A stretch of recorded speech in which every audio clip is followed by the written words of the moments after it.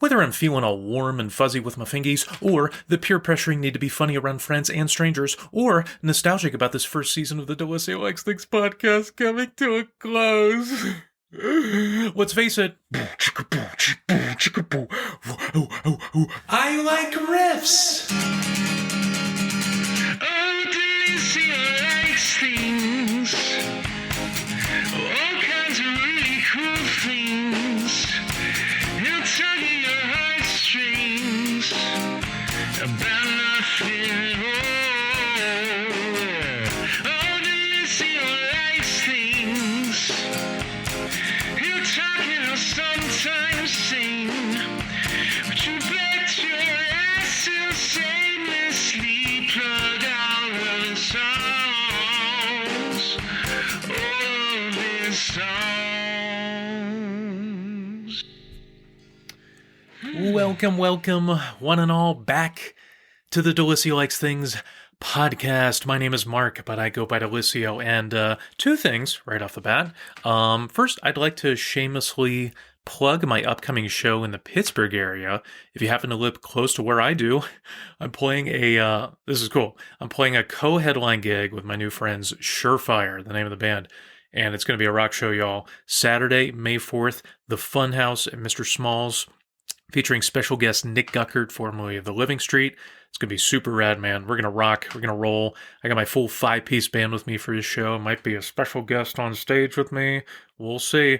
Oh, it's going to be great. It's been a while since I played live. You know, I've had a baby. You know, how much time does that take? But, you know, this is going to be a time for me to just get back to the swing of things, being up on stage, man. Check out the ticket link in this bio/description of this episode. Whatever you want to call it. Hopefully it's there. Hopefully I remember to put it there and get them tickets now. Secondly, okay. Friends, I regret to inform you. Are you sitting down? I regret to inform you that we have reached the end of the first season of the DiLisio Likes Things DiLisioverse. It's sad. It really is. But you know what? Don't cry because it's over. Smile because it happened. You know, some cheerleader girl in my 2005 senior yearbook said that, and it's true. It's true, guys. It's been so wonderful and incredibly gratifying to meet your sonically, chaotically silly needs this season, but I gots to say, between you and me, that because of all the writing, the recording, the performing, the editing, and the more editing this podcast requires to keep making it at the highest possible quality, I need to take a break for a little bit, but I'll be back, don't you worry. Now that the weather is warming up again, I mean, I gotta be outside now. You know what I'm saying? See, I'm realizing podcasting is incredibly easy in December and January and February when the sun literally never comes up because I have no issues being holed up in my attic, ranking my favorite chicken nuggets and doing stupid Eddie Vedder impressions. But it's springtime now, baby, and I gots to be outside, you know? There are lawns that need to be mowed. There's gardens that need to be tilled. Chores that need to be done. Chores. Neighborhood walks to be frolicked upon. There's too many baseballs with my baby boy to throw, who can't really throw a ball yet. There's 6 strings on the patio that need strummed. Pools to be swum in. Swam? Campfires to get shit-faced aside. Too many friends to invite over to watch by the campfire while I get shit-faced aside. See, you get what I'm saying. Podcasting is a winter activity, not summer. At least for now. Truth be told, I'm pretty sure doing this pod full-time would be like a dream job for me. Just saying. It's unlocked and unleashed all the hidden crevices of my insanely inane brain that have stayed dormant for most of my life way too long, yet have unleashed in all of their volcanic glory into your AirPods. I'm sure it's been glorious to hear, but it's been even more glorious to perform, seriously. So, you sponsors, if you're out there, just know that it would be my distinct pleasure to completely sell out to your company and promote your product to the ends of the earth if it meant that I could do this pod in all 4 seasons of the year. And now with that grace we watch the seasons pass, let's get into our final episode of the season, shall we? It's the season fucking finale, so I'm pulling out all the stops, okay? Ready? I love a good riff. Whole Lot of Love by Zepp.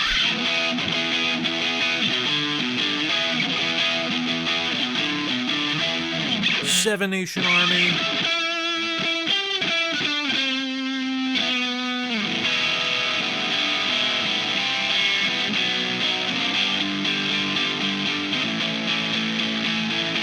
Alive by Pearl Jam.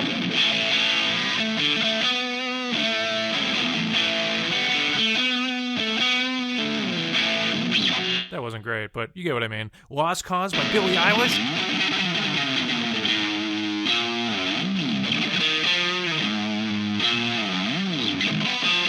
Yeah, even she's got riffs, okay? Seriously, since I was a kid that was only into sports until he was 15 and then finally realized that music is actually kind of cool, riffs were what I was into, man. I remember my dad showing me the band Boston, like, More Than a Feeling, and I was like, okay, this is better. What else you got? Oh, the Stones, the Beatles, Bad Company, Nirvana? What? Where did they come from? And every one of those bands has a recognizable riff. Riffs are glorious. Now, in case you don't speak riff, quote unquote, a riff is like a recognizable guitar line that acts like a motif, if you will, throughout a song. Like the riff to Seven Nation Army is the star of that song. It's the MVP, even more than the lyrics. That's a riff. I mean, they're so fun. I remember my guitar teacher had us come to class one day with a tablature to a riff that we really wanted to learn. And that same practice, he had us come up with our riffs ourselves, which was incredibly difficult. It felt very hard at the time, and it's honestly, I guess it still is. I mean, most riffs are just a tight combination of just a few notes in that minor pentatonic scale. Sometimes major, you know what I mean? But there's only so many notes, There's only so many notes. While I have absolutely no recollection of what riff I came up with as a pimply-faced teen, I've certainly been able to come up with a few pretty decent riffs as a pimply-backed adult. Like, take Flower Bed, for example.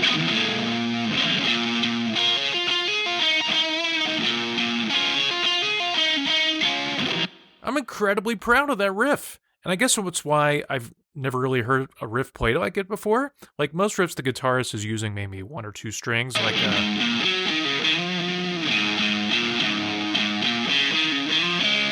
But, I managed to use like 4 or 5 strings, especially when I go from Like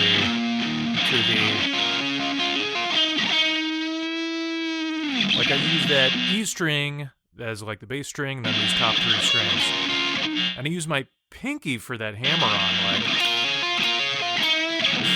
It's so fun. Playing that riff makes me feel like I'm in charge. Like, I got this shit. You can count on this riff coming through. It's going to get shit done. It's going to make the world change. It's going to get a girl pregnant while then also properly marrying that girl and buying a house for their new family and settling down in a very nice, quiet neighborhood with a reasonably priced mortgage. But don't worry because I got a steady paying job. You know what I'm saying? Riffs rule the roost. And alliteration aside, I'm proud and impressed with myself that I came up with a solid riff all these years later after that guitar class. And while most of my songs of Branding these days are more melodic, singer-songwriter boogies, I hope I got more riffs to churn out in my back pocket one day. Yeah? I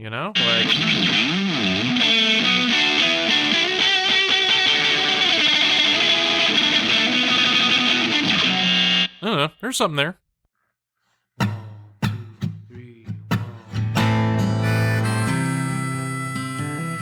And now, DiLisio attempts to write a riff about riffs.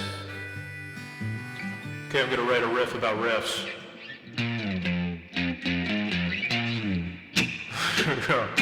Riffs! Riffs! Get me miffed!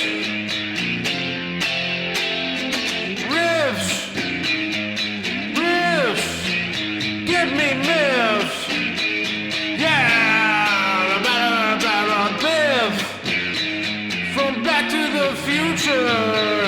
He's so miffed all the time and Marty McFly!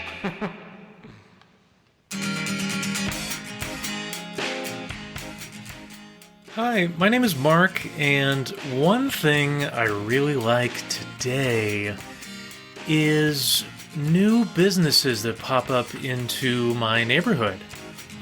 There's a brand new coffee shop that I just discovered yesterday. Opened up literally up the block from me. I mean, it took me a minute to walk there. And it's this beautiful coffee shop. There was nobody in there but me. I got a lot of writing done for my podcast. I had a great cappuccino. And no, it was not a crappuccino. And I met one of the ladies who works there and co-owns the place. And I just love seeing new businesses pop up. Living in a city neighborhood in an area that's very diverse, but also, is very far away from being totally gentrified.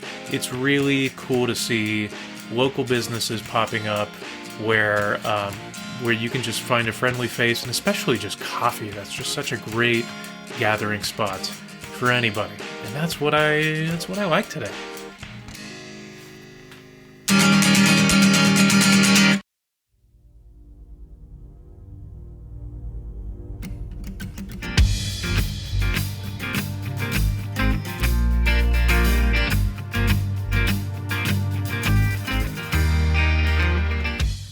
Ladies and gentlemen, it is time once again for When They Go High, I Go Low, with your hosts, Huey Emilius and Deepa Familias. Hi, I'm Huey Emilius, and I go high. Good day, you Obi-Wan jabronis. I'm Deepa Familias, and I go low. Today we're once again debating proper guitar playing. Which are more awesome to play, rhythm chords or riffs? Well, it might come as no surprise from our last debate that I say rhythm chords. They offer so much richness to the structure of a song, and it's way easier to sing and play along to the song that way than trying to finger a riff on your guitar. Way off, Huey Emilius. Riffs are bomb. They way bomb, I say, and they dominate the song, baby. They say, out of my way, biatch, I'm in charge now. Rhythm chords? Psh, surprise, surprise, you defend the most weak sauce argument here, since you are weak sauce. Whoa. That's uncalled for, Deepa Familius. Why are you always so vicious with your words? I'm not weak sauce. I'm acceptance sauce. I don't need to prove to you or anyone that when I sauce around, that I have to be stronger than others. That way, I can sauce above the rest. Lame loser. Huh, pathetic. Life is about strength. When I sauce around, I sauce people right in your face. I'll kick them in the groin. I kick you in the groin if you ever had one. Oh, buddy, this is getting good. It's heating up, I tell ya. Deepa Familius, I'm going to look past that vitriol of yours to tell you that you are loved, that the world accepts you for who you are, that you're good enough, that your riffs can bake a cake for the world, that you can... Bake a cake with this. Whoa! Looks like Deepa Familius once again. He's the master. This has been When They Go High, I Go Low, with your hosts, Huey Emilius and Deepa Familius. Ooh.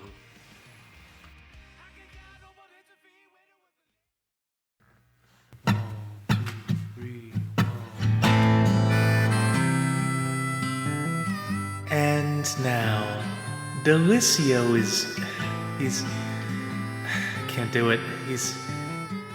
He's writing a riff about a riff, guys. Now let's come up with another riff.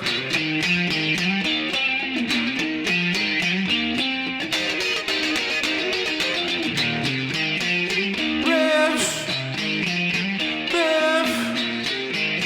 money may fly.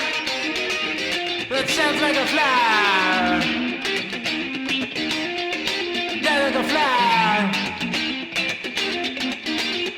I sound like a fly. Shouldn't really riff, but I sound like a fly. Riffs. I'm going to come clean with you, listeners. I have a hard time riffing with people. There, I said it. Not some, but others. Depends on the group. Growing up in school, then in college, and now in the workplace, it's just easy for me to feel overlooked among people. No matter the location, I quickly fall into the default role of being the peacemaker in the group. Classic Enneagram 9, I know, but it's just not natural for me to offer my opinion and rock the boat in groups of people. I'd always rather just agree with everyone and be the nice guy that everybody likes. That's just easy. And because of this fear of offering what I truly think to people, I can easily tense up my sense of humor when others are riffing, joking around, doing bits. It's so frustrating. I'm pretty good at bits. Like, I do a comedy podcast, for Christ's sake. Why can't I do it IRL? I mean, I can sometimes. It does depend on who I'm around. Just when I look back at old home movies of myself growing up, it surprises me how funny I was as a kid. It sounds really conceited, but I'm like doing Ace Ventura impressions at age 8, like, thank you so much when my Aunt Donna offers to slice up my pizza for me at the pool. I got a decent dry game when my Uncle Gene asks me how many times I've dunked in my rec basketball league, and I just look at his camera and say, none? Like, I was funny. I know I still am. But I guarantee in those moments, I didn't, really feel like I was funny when I was 8 years old.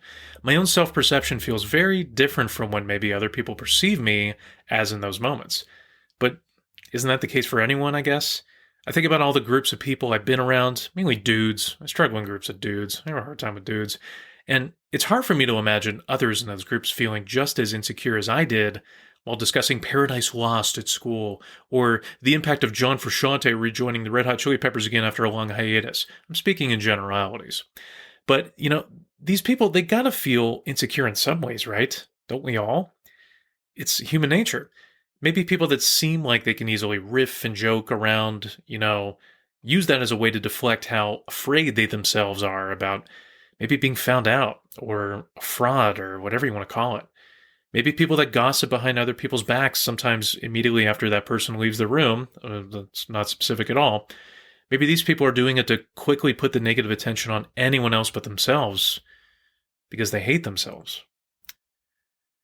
One positive thing that COVID taught me, one very minuscule positive thing that COVID taught me is that when I'm in front of a camera and I can see myself talking and reacting to others, like in Zoom calls, that I look pretty smooth. I don't really look as awkward as I feel in some moments. I don't look like I've hurt someone's feelings when inwardly I'm really paranoid that I did. I can trust the grace of my personality around other people, even when my heart skips a beat of what therapists call those quote, automatic negative triggers. Like when someone says something that triggers a really negative emotion. I can trust myself. I don't know if that's just me, but if it is, I'm glad that it is just me. So where do I go from here? How can I feel comfortable riffing around any and all kinds of people? Well, I don't know, man. Maybe I'll never know for sure. All I know for sure is that I can control how I feel. I can breathe in those box fours. I can get up and take a walk, get outside when necessary, which is usually. And, I can talk about it with people that I trust and that love and accept me for who I am. People that I have never had a problem riffing with. Welcome to my studio, Mark Jeffries.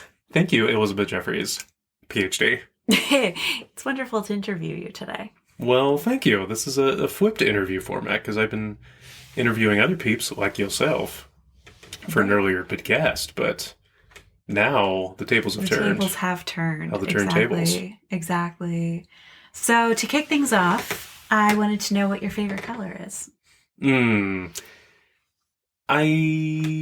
It's definitely blue, but I feel lame just saying blue. I feel like it should be more of a specific shade of blue. I feel a little insecure about my favorite color. It used to be green growing up. Oh. And then somewhere along the line, it switched to blue. But I don't have like a specific shade of blue in mind. Well, actually, no, that's a lie. Navy blue probably is a little overrated, if you ask me. Probably is something a little more powdery blue. Powder blue, like a sky, like sky blue. Yeah, I would say that. Mm-hmm. Sky Although blue. I kind of like a lot of colors more now that I think about it. What are some other ones that you like? I'm just kind of unpacking some stuff right now. Yeah. There's more to my color palette than meets the eye, I guess. I like purple. I have this purple guitar strap that I really like, but I feel like it doesn't really always work with my shades of guitar. I have a black guitar, and I feel like it works pretty well with that. Blue and purple, maybe. Purple is a bold color. I think blue is more of a blendable color. Right. Purple definitely makes a statement. Yes. Mm-hmm. Yeah. I want to go back to you feel insecure about your favorite color. Tell me more about that. Well, I just feel like I don't have like a definite answer. Oh. I just feel like it's a little general. It's a little too general. Very I feel like I wish I could be a little more. Color. Yeah, and that kind of describes my personality in a nutshell. I just want to please all the colors. I don't want to make any color mad at me. Oh, yeah. Have you ever had an experience where a color was mad at you? Not yet, but if I do, coming. I'll make sure to apologize to them profusely so that they can like me again. Which color do you think would be the most prone to be offended by you? Red. I feel like I would make red pretty angry with me. Oh. Yeah, I feel intimidated by red for sure.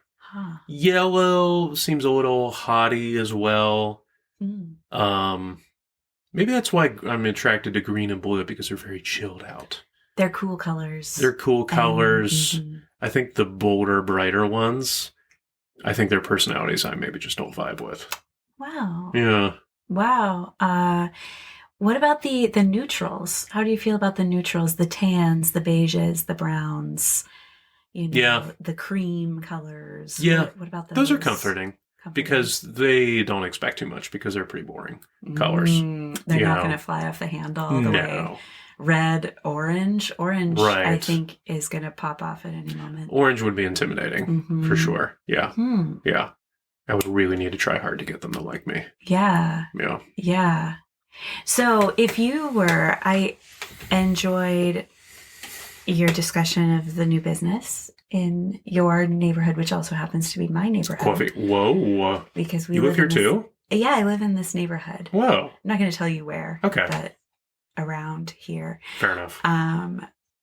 If you were to open up a business in your own neighborhood, what type of goods and services would that business provide? That's a really good question. I feel like I don't have like a specific skill or like a very tangible expertise of any one thing. Like I feel like I'm generally good at like playing guitar, but I'm not really super into the tech of music. I let other people take care of that for me, like production and, the specifics of guitars and things like that. You're not going to nerd out over strings, for instance. Right. Yeah. I wouldn't be that. I also don't have like the strongest palate for coffee, or I like coffee and I really like food, but I don't really know how to cook. So there's that. That's way bye-bye to me, I guess. Yeah. So if I had to open a business of anything, it would probably just be to like, I'm pretty good at like talking to people. I feel like I can share with people how to like be nice to people. Oh. A nice store. A nice store. Where people could go to learn how, or a nice school. A nice school. Yeah. Take all the people and teach them how to be nice. Right.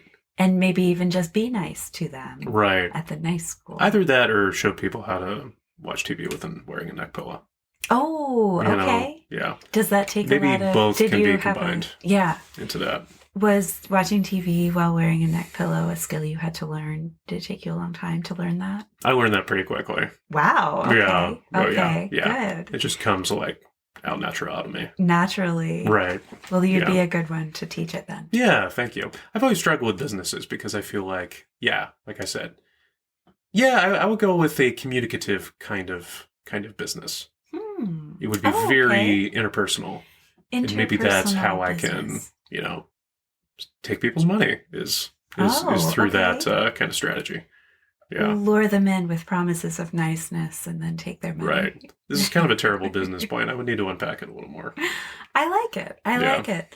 You have pretty strong areas of expertise. Oh, thank you. I mean, you went to school for a very specialized skill. Yeah. For a long time. Yeah. I think if I were to open a business, not to flip the flip of this interview, but if I were to open a business, it would for sure be a food and beverage. I would be slinging some kind of food. Baked goods. Yes, probably baked goods. You've been talking about that for a bit. Yeah. I would enjoy baking on a, some type of commercial on a professional level. Professional level, yeah. So in this business that you would potentially open, what color would the interior be? I mean, it wouldn't be red. No, get it out of there. No, that would be like an angry store. Probably blue. Probably powder blue. Bringing it back around. Wow. Yeah. It would be a nice chilled out color. Yeah, that's very chilled out. Yeah, it feels nice to me. I love it. So, what is your favorite sandwich? Oh my gosh. I like several sandwiches, but probably a Tesaro's burger. A burger from Tesaro's. What is Tesaro's? Tesaro's is a bar, tavern, restaurant in Bloomfield in Pittsburgh, in like the Little Italy part of Pittsburgh. Best burger. Although my one minor complaint of the Tesaro's burger, which is magnificent in and of itself, there's no fries. They don't serve fries at DiSaro's. It's just like a bag of chips. Yeah.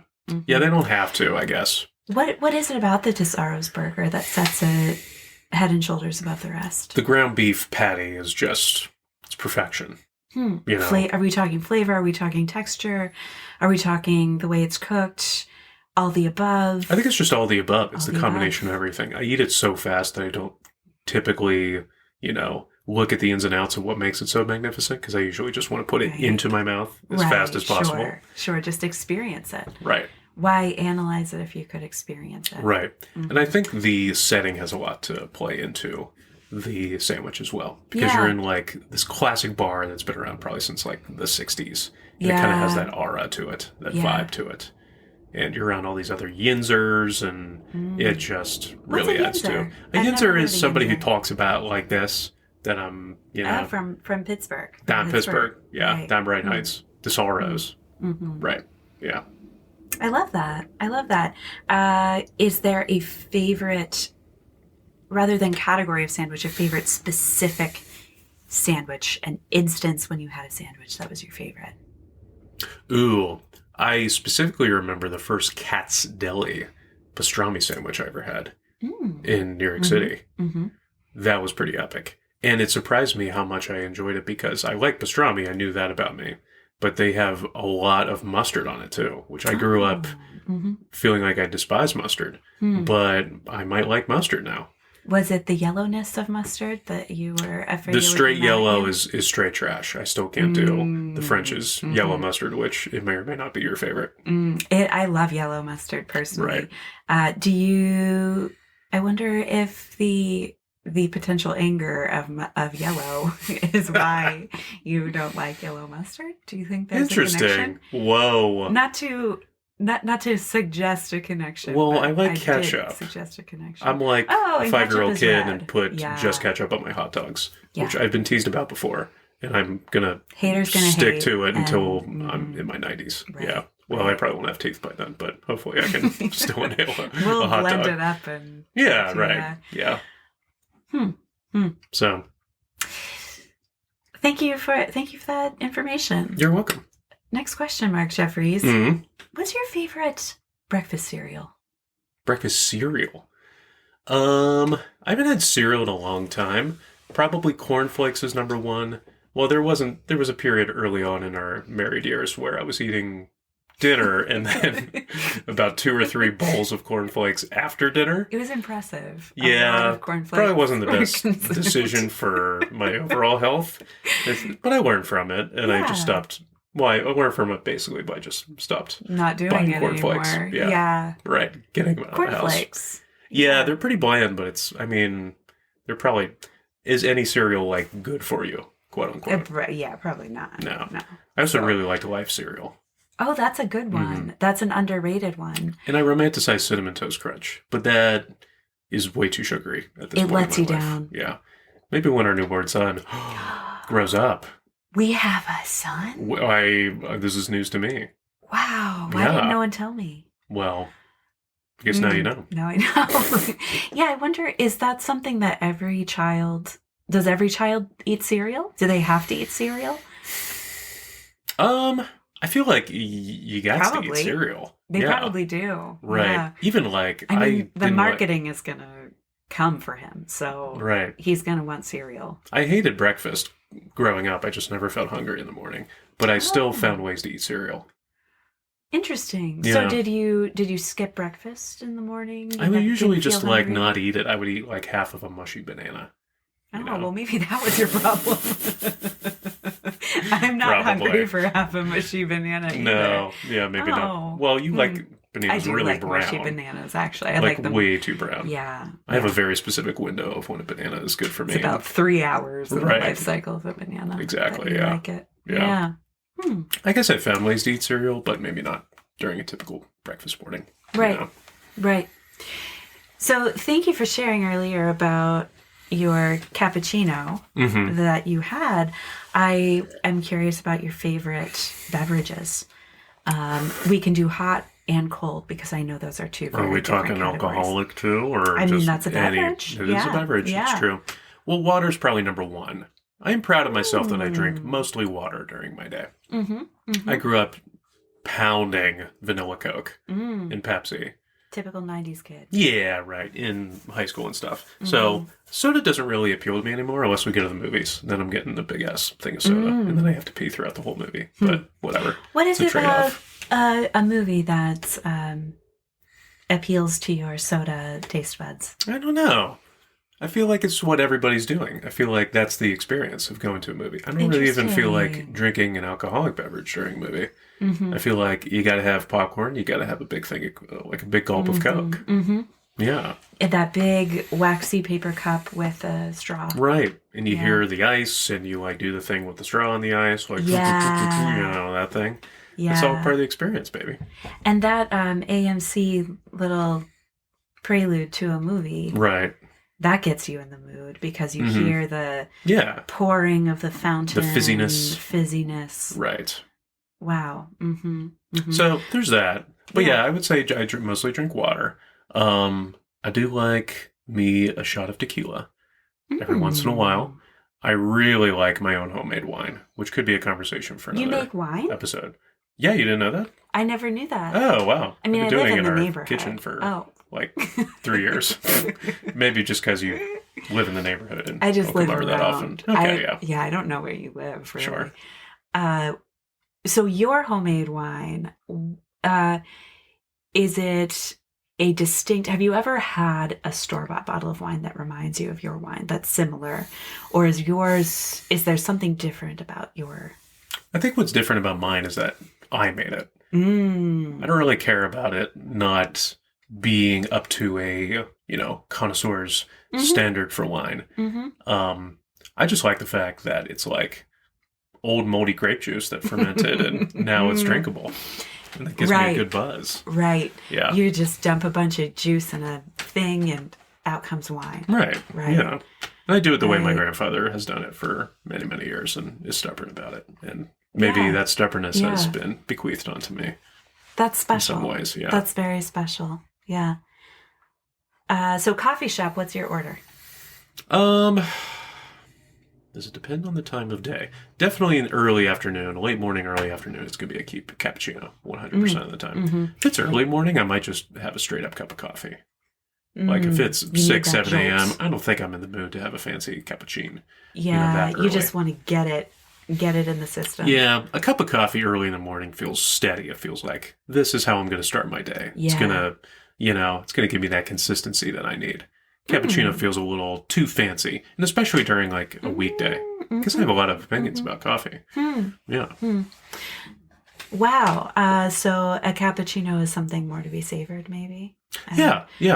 It's a more of an experience kind of caffeinated beverage. Coffee is when you're just getting it in there. Right. Just Monday through Friday on my job, I'm Yeah. doing French press coffee, Yeah. Right. Yeah. After you're half a mushy banana. Right. And you're out the door. I'm out the door. I'm ready to go. Right. Right. What's your favorite drive-through? Oh, man. I'm a little bummed to say that's Chick-fil-A. But God damn it, Chick-fil-A just has the best drive-thru. Yeah. They have the best chicken. Say what you will about Chick-fil-A, they make damn good chicken. I don't think anyone is questioning drive-thru the chicken experience. at Chick-fil-A. That is good chicken. The line of cars is always like out on the streets, but it's efficient. Then my close second favorite is Wendy's, but you never know what kind of service you're going to get with Wendy's. Sure. As listeners of this podcast know, I'm very fond of Wendy's. Yeah. Third is probably... What's your menu item at Wendy's? Classic triple. Okay. We'll start with that. Dave's triple. 3, in case you're wondering, there are starter. 3 beef patties on there. Bitch. A 6-piece order of nuggets. Used to be 10, but I'm down to about 6 now. Yeah. And a big old thing of fries. Elder years. Yeah. I don't eat this all the time. And if I did, I probably would kill myself. But I feel like it's become, in every 4 or 5 month treat for me? Something like that. Which is probably good. As someone who lives in your neighborhood, I notice when you go to Wendy's and it's not frequent. It's not all the time. Regular. You look out your window and you... I watch you as you go to Wendy's. Right. Wow. I love that. What books do you like? That's an interesting question. I read mostly these days I'm reading fiction, like novels. I do like the occasional nonfiction book about a very niche specific thing that I'm into, usually like gangsters in Latin America or like NBA statistics or not like straight up history. Well, sometimes, but those are like the very niche things, or like TV shows that I really like, like The Wire or probably Sopranos because we've been watching Sopranos. So books that are similar to those shows, or books that talk about those shows. Oh, okay. Right. Yeah. I like commentary about TV. But mostly I'm reading novels, and I like novels. I especially like reading novels that are about to become movies or TV shows. For some reason, I'm really drawn to that. Like the book I'm reading currently. Do you know the book I'm reading currently? Is it Shogun? It is Shogun, yes. Yeah. Yeah, because the show's on now, and I've been putting pressure on myself to finish the book before watching the show. Because I feel like if I do the opposite, then it's going to be ruined for me. I have to know what's happening in the show. But I think this morning I realized I need to just let that go and maybe just let go of the fact that I finished 300 pages of Shogun and there's like 700 more to go, which is good, but it's like a big commitment. That's a lot of pages. Yeah, I mean... Right. So now I'm starting a book that's maybe like 200 pages. Okay. But I used to... digestible. Yeah. Moral of the story, I used to hate reading, but now I really like it. What changed for you? I feel like it helps to keep my curious brain engaged. Oh, yeah. Because I think I've always been naturally curious. I was never very good in school. Like I did well enough to get to where I'm at in life, but I just feel like I had a hard time focusing and concentrating. And especially like teachers would assign books to me, and I didn't really have a choice about reading those books or not. So when you could decide. When I could decide. Different story. It's going to be stuff that I want to read. You know what I mean? Yeah. Right. Interesting. Very interesting. Do you remember a time in your life when you decided to pick up reading? You decided to read for fun and kind of see what happened. I remember later in my college years, a friend of mine was reading the Bourne trilogy. Like the Bourne, Identity, Ultimatum, all those books. And I'm Jason Bourne? I didn't realize that book or that movie was a book. Jason Bourne, correct? Yeah. Matt Damon, yeah. And I'm like, that would be an interesting read because I like the movies and stuff like that. And that was when my curiosity was piqued. Wow. And so then that's when I read. It was shortly after I graduated college, and then I met somebody shortly after that. Oh, don't worry about it. Okay. And that's when, I feel like that's when reading kind of kicked off for me. And then I became a reader after that. Yeah, you were hooked. Right. You were hooked. How do you decide what to read? How do you decide which books to read? Like, choosing your next book. Yeah, that's a good question. Like I said, I'm really drawn to books there are a lot of books. I don't know if you know this. There are a lot. Several There are books. A lot in libraries. There are a lot in bookstores. Yeah. I do judge a book by its cover, literally. I'll go into bookstores, and a lot of books that I've ended up really, really liking and have become my favorites have basically just been, I've picked them up because the cover looked really cool. Like The Nix is one, Nix Nix. That was one of my favorites, and it just had a really cool, engaging cover. And like I said, a lot of books that are like becoming books or movies or TV shows, probably just because I think like, oh, if this book is made into a movie or TV show, it has to be good. Oh, so I want to know what it's about. I want to be like in on the discourse, the pop culture discourse. Yeah. Like I did that with Dune. I read Dune a few years ago before the movies came out. And I'm glad I did because now I get all the Dune references now. The sandworms and shit like that, Yeah. Yeah. And you get to see a little peek behind the curtain. You get to be a part of that. Part of that book to movie process. Right. Transformation. Wow. Transformation. Wow, I love that. So, Mark Jeffries, I've heard around the neighborhood that you're a musician. The neighbors are talking about it. And I'm curious, do you have a favorite song that you have written? Ooh, man. That's a really good question. Or if that's too hard, we can pass and go to the next question. I feel like the lame answer to that, I have two parts of that answer. The lame answer is my favorite song is the one that I'm like currently have in my head. Ooh. That like nobody else has heard before. Like the one that I'm trying to unpack. Like that's usually my current favorite song in any one moment. But out of ones I've released, probably Flower Bed.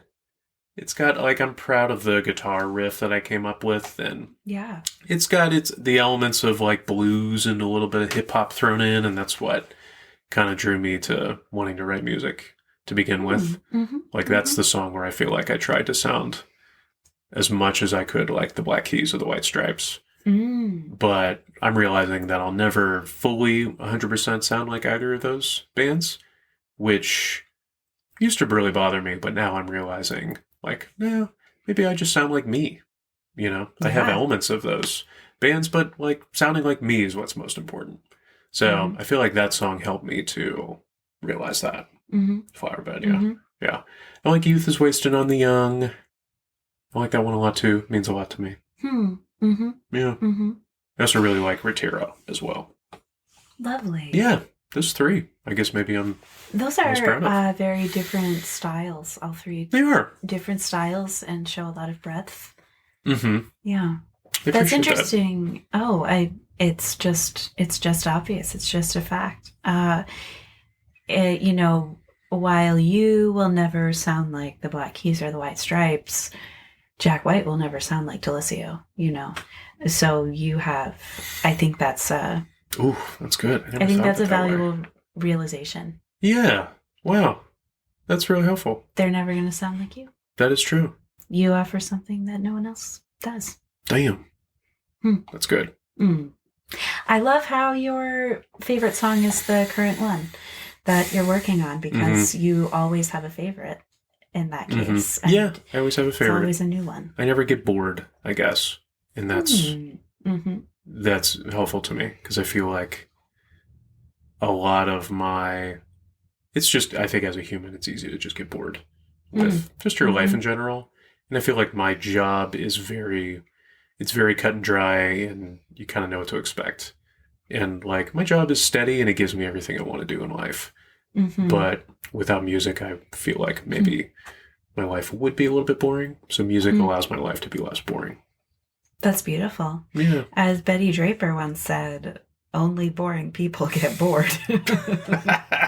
Oh, remember that. One of her more warm, loving maternal moments. What a great mother. She was such Betty a great Draper mother. I think it's very important to, you know, if you pay attention and pursue things and allow yourself to not be bored, then you'll never be bored. You know, there's always something to be excited by and interested in, but I think it's really important to ward off that boredom in modern adulthood. And the older that both of us are getting, I feel like... How do you know how old I am?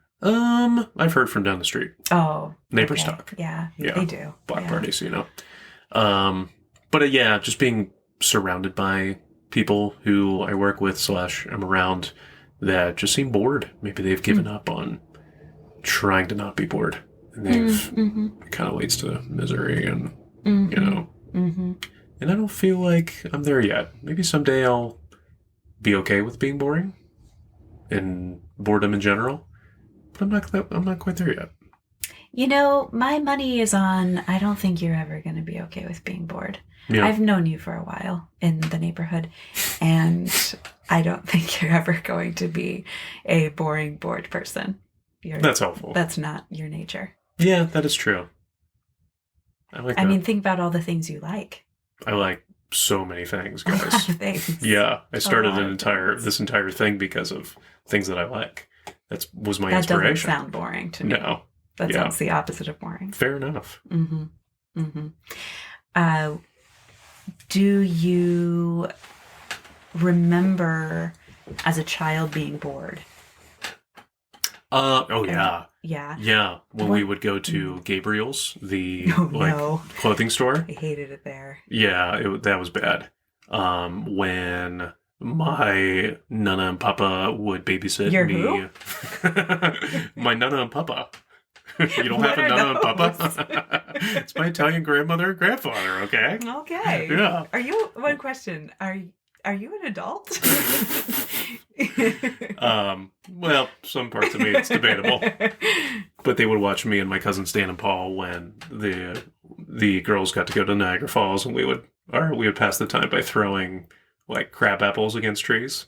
I remember being pretty bored then. That was boring. Yeah. See, as millennial kids, I feel like we knew how to be bored. We were pre-tech. Right. We were, pre-internet. Right. Yeah, it was a different time. Yeah. And I usually remember being hot and sweaty in the times where I was bored. Yeah. Those typically go hand in hand. Yeah. Because when you're cold, it's like, oh, I can't be bored. I got to think about how I have to warm freezing up. my butt off. Think about warming up. Right. Yeah. Interesting. And would you say, to ward off boredom, you mentioned music. Is that your main way of warding off adulthood boredom? Probably my main way, for sure. I like a lot of the boring parts of my life. Like what? I like the 9 to 5-ness of my job, because I know, like, okay, this is when I make my money, and I feel my satisfaction with being a citizen who's doing his part. Right. And then I come Contribute home. to the GDP. Right. And we have, like, our family life, even though we live across from each other in the neighborhood, which is a little strange, but we make it work. Right. Right. With our child. Like, I like those boring parts. I feel like if my life was fully excitement, with music, for example, then I feel like there would be a lot of emptiness I would be dealing with. Yeah. It would be like having all cappuccinos and no black coffee. Yeah. There wouldn't be that drinking all consistency. cappuccino and no water. Yeah. Like our other neighbor down the street, who looks like they're in their 90s, but probably they're 55. Right. Never drank a glass of water in their life. Shout out to that person. Shout out. Yeah. Shout out. Just go drink some water. It's amazing what hydration does for you. Yeah, I think... Do you like being bored? I think I like a healthy balance of both, boredom and excitement. I think maybe I would substitute consistency for boredom, because I like stability and consistency a lot, but I also like breaking out of that pattern quite a lot. And it for me, it's the pattern is what makes it fun to break out of that pattern.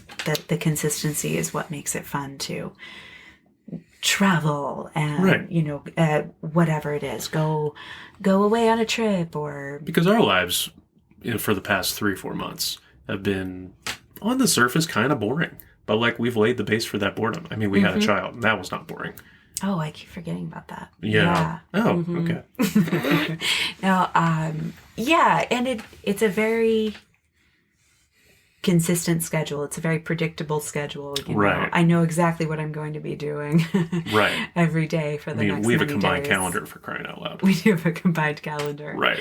Right. I think some could call that boring. I think that's others, pretty baller, if you ask me. Yeah, I think it lays a foundation. I think it's consistency. You know, it helps to appreciate the non-boring moments more. Exactly. You can't enjoy your Frosted Flakes if you don't have a foundation of oatmeal, right? You've got to lay that foundation. You can't enjoy that cappuccino unless you have a foundation of black coffee. True that. Can enjoy your vanilla Coke unless you're well hydrated with water. Turning things around. Looping it back around. Mark Jeffries, one final question. What's your favorite breakfast sandwich? Breakfast sandwich? Probably. Is it a sausage egg McMuffin from McDonald's? It might be. If not, it's probably something you've made for me, which I can't think of at the top of my head. Sure. It's not just pandering. It's a lot. You are an amazing chef. Oh, really? And especially with sandwiches. Would you say I should open a business where we sell baked goods? I don't hate the idea. Okay. Yeah. If there can be sandwiches thrown into, I would like that. Oh, yeah, okay. which means I could eat Yeah. the sandwiches. Yeah. Yeah. That's great. That's great. Would these sandwiches be sandwiches that are made on a boring day, on a consistent, boring home day? Yes. Yes. It would make them all the tastier. That. I like that. Thank you for interviewing today. Thank you for being here. It's wonderful. Thanks for interviewing me. Thank you for being interviewed. Does Peggy like the podcast? Peggy's on the fence about the podcast. Yeah. She's been on the fence about a lot of things recently. Yeah. But not peeing and pooping in random parts of the house. Using her litter box. She's been on the fence about using her litter box. Right. A little worried about her. Yeah. I think she might be acting out. She might be. Yeah. Yeah. She does. Okay. She has a new baby brother, and that's a lot. Right. To deal with. Right. Peggy. Poor Peggy. Hopefully this podcast will turn things around for her. Thank you. Thank you. 1, 2, 3, 1.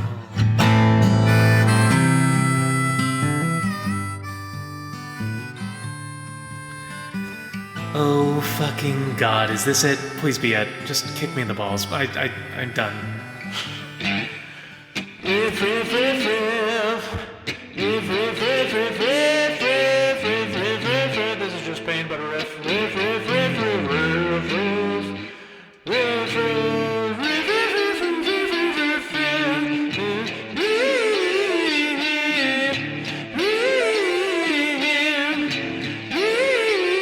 Did I hit this?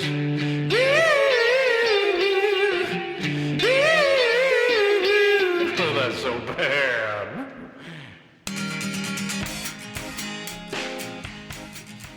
Well, looks like that's our show. And our season. What did we learn through the course of this program? Well, not much as per usual, just that if I could listen to Pearl Jam write a song in the key of G about chicken nuggets, featuring a massive riff throughout, while I listen under my magnolia tree whilst wearing my neck pillow, consider that the dream. Until next time. And just know, what if it all works out?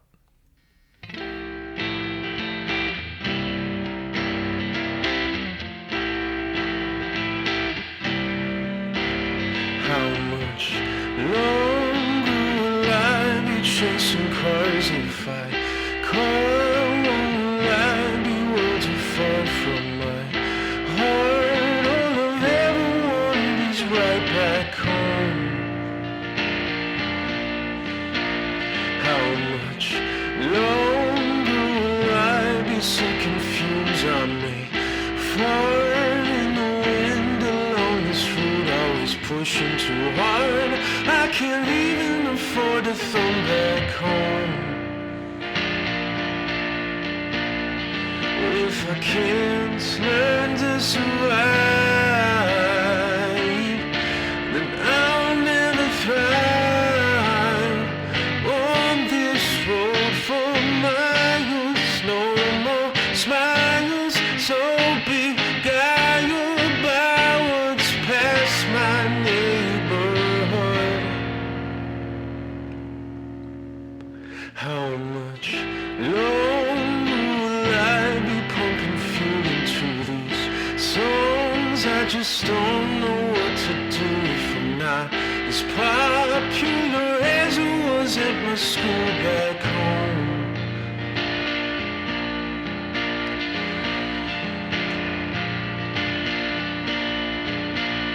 Well, I accept it's never enough. If I'm not enough, trying to quit cold turkey isn't working. Always overlooking all I have that's good.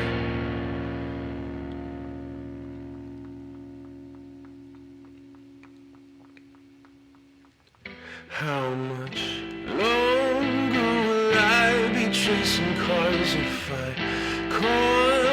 Will I be worlds afar from my heart? All I've ever wanted is right back home.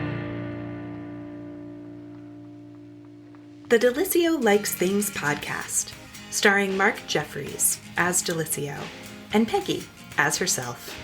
Today's episode was written, directed, produced, recorded, and edited by Mark Jeffries, including all original music by DiLisio. Follow DiLisio on Spotify, Instagram, and Facebook to keep up with all of his latest music. And please make sure to rate, review, and subscribe to the DiLisio Likes Things podcast, wherever you get your podcasts.